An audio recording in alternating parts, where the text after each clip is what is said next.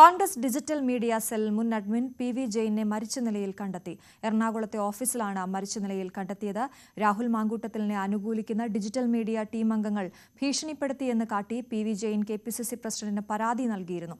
സാമ്പത്തിക പ്രതിസന്ധിയാണ് ആത്മഹത്യയ്ക്ക് കാരണമെന്നാണ് സൂചന.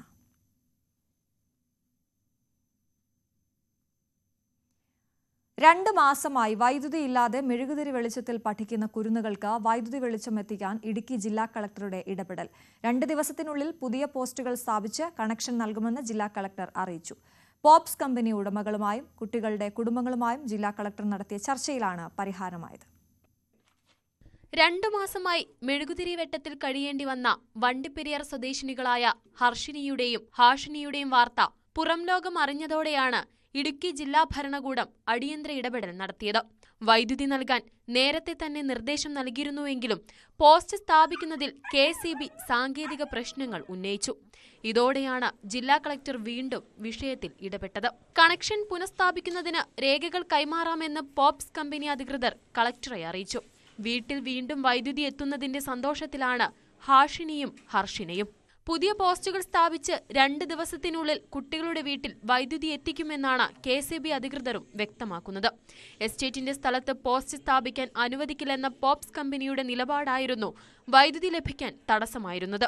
ഇതോടെയാണ് ജില്ലാ ഭരണകൂടം അടിയന്തരമായി നടപടിയെടുത്തത്. ന്യൂസ് 18 ഇടുക്കി. കോഴിക്കോട് വാണിമേലിൽ വിദ്യാർത്ഥിക്ക് നേരെ തെരുവുനായ ആക്രമണം. തലനാരിഴയ്ക്കാണ് ആക്രമണത്തിൽ നിന്നും വിദ്യാർത്ഥിനി രക്ഷപ്പെട്ടത്. വാണിമേൽ ക്രസന്റ് ഹൈസ്കൂളിലെ +2 വിദ്യാർത്ഥിക്ക് നേരെയാണ് 6ഓളം നായകൾ പാഞ്ഞെടുത്തത്. ഓടി രക്ഷപ്പെടുന്നതിനിടെ വിദ്യാർത്ഥിനി നിലത്ത് വീണെങ്കിലും കടിയേൽക്കാതെ രക്ഷപ്പെടുകയായിരുന്നു. നാട്ടുകാർ ബഹളം വെച്ചതിനെ തുടർന്നാണ് നായകൾ പിന്തിരിഞ്ഞോടിയത്.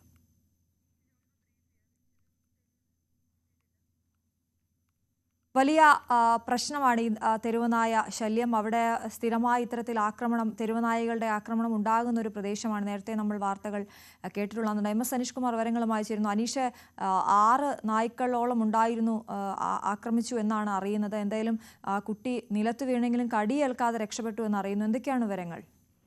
അശ്വതി, തീർച്ചയായും വളരെ അത്ഭുതകരമായി തന്നെ ആ കുട്ടി രക്ഷപ്പെട്ടു എന്ന് വേണം നമുക്ക് പറയാൻ. സ്കൂളിലായി പോകുന്നതിനിടെയാണ് ഈ വാണിമേൽ ക്രസന്റ് ഹൈസ്കൂളിലെ +2 വിദ്യാർത്ഥിക്ക് ഇത്തരത്തിൽ നായയുടെ ആക്രമണം ഉണ്ടായിരിക്കുന്നത്. ഈ കുട്ടി ഓടി പോയും ഈ നായകൾ കൂട്ടമായി വന്നപ്പോൾ കുട്ടി ഉച്ചത്തിൽ നിലവിളിച്ചുകൊണ്ട് ഓടുകയായിരുന്നു. ഇതിനിടയിലാണ് മറിഞ്ഞ് താഴേക്ക് വീണത്. പക്ഷേ ഭാഗ്യവശാൽ ഈ കുട്ടി വീണു കഴിഞ്ഞപ്പോൾ സമീപത്തു നിന്നുള്ള ആളുകൾ ഈ കുട്ടിയുടെ വലിയ ബഹളം കേട്ട് ആ പരിസരത്തേക്ക് എത്തുകയുണ്ടായിരുന്നു. ആ നാട്ടുകാരുടെ ബഹളം കേട്ടപ്പോഴാണ് ഒരുപക്ഷെ നായകൾ പിന്നോട്ട് പോയത് എന്ന് നമുക്ക് മനസ്സിലാക്കാൻ കഴിയുന്നു. എന്തായാലും ഈ കുട്ടി നിലത്ത് വീണെങ്കിലും നായകൾ വട്ടം കൂടി നിന്നെങ്കിലും കുട്ടിക്ക് കടിയേൽക്കാതെ രക്ഷപ്പെട്ടു എന്നാണ് ഏറെ ആശ്വാസകരം. കഴിഞ്ഞ ആഴ്ചയാണ് നമ്മൾ സമാനമായ രീതിയിൽ തന്നെയുള്ള മറ്റൊരു കാഴ്ച കണ്ടത്. അന്നൊരു ചെറിയ സ്കൂൾ വിദ്യാർത്ഥിയായിരുന്നു.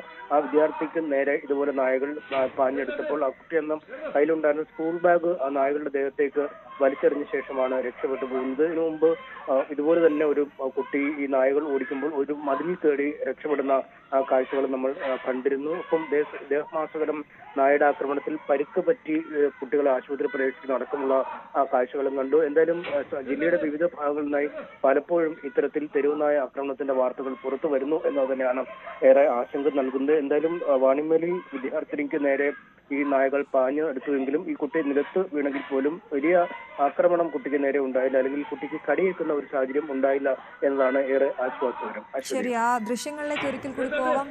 പേടിപ്പെടുത്തുന്ന ദൃശ്യങ്ങളാണ്. നായകൾ ആ കുട്ടിക്ക് പിന്നാലെ ഓടുന്നത് കാണാം. കുട്ടി മറിഞ്ഞു വീഴുന്നു, പിന്നീട് നായകൾ തിരിച്ചു പോകുന്നതുമാണ് കാണുന്നത്. എന്തായാലും വലിയ അപകടത്തിൽ നിന്നാണ് കുഞ്ഞ് രക്ഷപ്പെട്ടത്.